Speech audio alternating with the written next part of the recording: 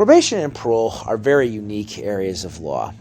First of all, I have a lot of experience in parole cases because I was a probation officer for years, and when I became a criminal defense lawyer, I started taking a lot of parole and probation cases.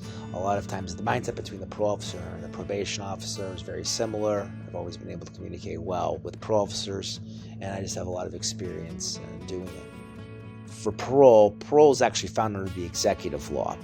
It's very important that a client have someone with experience in parole law because it's not even found under criminal law in the CPL or in the PL. It's a completely different section. Very few lawyers in New York work in parole law. I'm happy to say that I'm one of them. I really enjoy parole law because it reminds me a lot of my work as a PO. And there's a big variety of parole cases that I work in. One of the things that I do is that if a person is out on parole and he's being charged with a parole violation, I defend for parole violations. Or if a person loses a parole violation hearing and receives an unwarranted punishment, I do parole appeals. I also do preparatory work for clients who are looking to try to obtain parole at a parole hearing. I write legal briefs on their behalf. I prepare them for the hearings. I help them with their parole plans.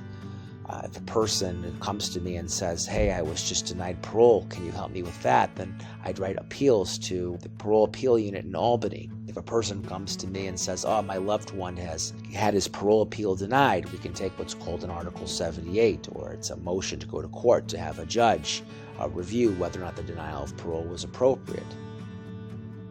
When a person's facing a parole violation charge, it's very important that he has a person that is dedicated to parole law because it is under the executive law, which is a different area of law.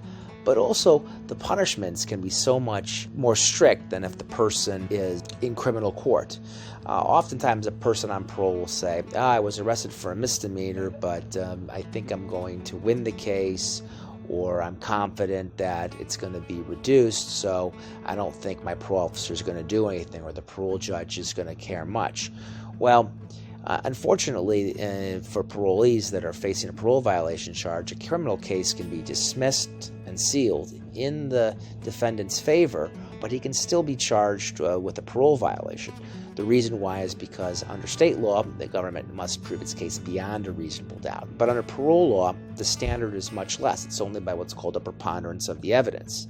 And to actually start a parole violation process, all that has to happen is a person needs to have probable cause found against them. That's when a hearing officer determines that there's probable cause that a person violated a parole condition in one or more respects. Once that occurs, the person is then in the violation proceedings and can face a variety of punishments depending on how much time they owe to parole or how much time they owe to post-release supervision.